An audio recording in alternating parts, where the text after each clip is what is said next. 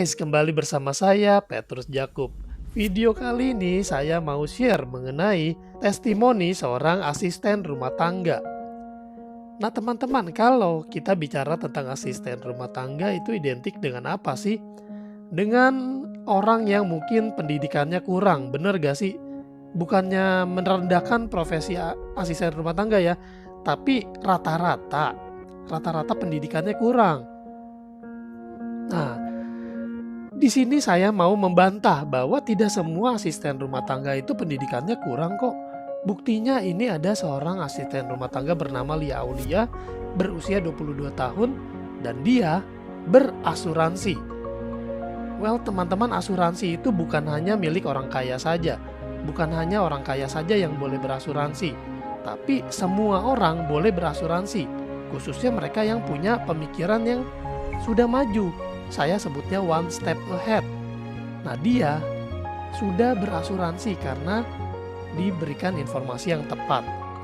Karena dia sudah memilih asuransi, akhirnya pada saat dia terkena resiko sakit DBD. Nah ini teman-teman ya, hanya DBD saja itu hanyanya tanda kutip.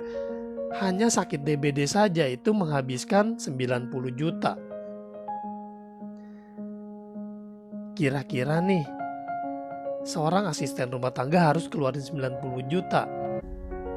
Berat atau berat banget teman-teman?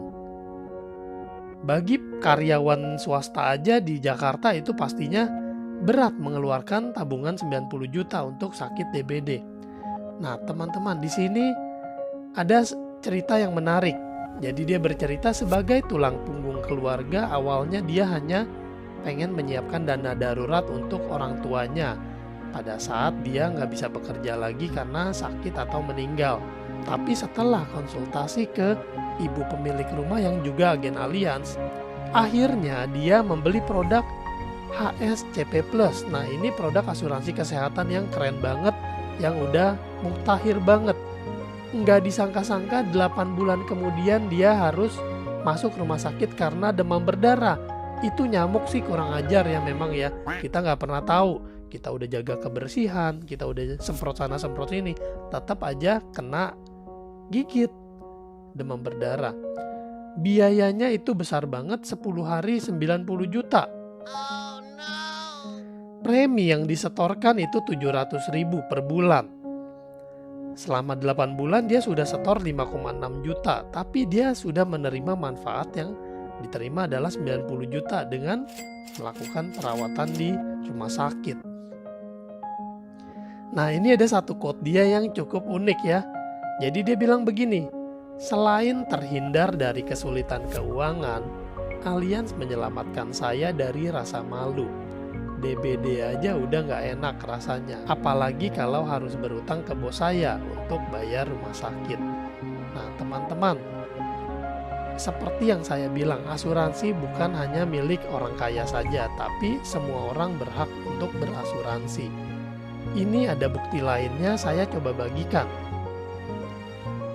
Teman-teman, mereka yang sudah paham bahwa terlalu berat menanggung resiko sendirian, mereka pasti berasuransi. Tidak peduli seberapa miskinnya mereka, seberapa kurang ekonominya mereka. Justru karena ekonominya kurang, mereka harus berasuransi. Seperti keluarga berikut ini. Kalau kita lihat rumahnya sangat sederhana, tapi mereka berasuransi. Kenapa? Karena mereka sudah mengerti bahwa dengan berasuransi mereka terlindungi. Nah, saya kasih lihat contoh berikut lagi ya.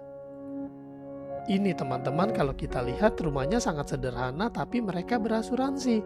Karena mereka sudah paham betul bahwa dengan berasuransi mereka mendapatkan ketenangan pikiran, mereka aman, mereka terlindungi. Penting untuk kita punya pemahaman yang tepat, bukan karena kita merasa oh saya miskin, oh saya tidak punya uang.